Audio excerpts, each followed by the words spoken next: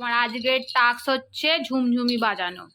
আজকে তোমাকে ঝুমঝুমি বাজানো শিখতে হবে। হ্যাঁ, আমি দেখবো যে 1 মিনিটে তুমি কতবার ঝুমঝুমি বাজাতে পারো, তাহলেই তুমি দিদি নাম্বার 1-এ জিতে যাবে। ওয়াও! শুরু করছি আমি। 1 মিনিটে তুমি কতবার ঝুমঝুমি বাজাতে পারো?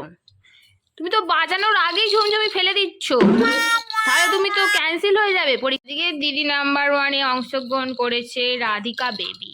রাধিকা 1 মিনিটে কতবার ঝুমঝুমি বাজাতে পারে সেটাই আজকে দেখার পালা।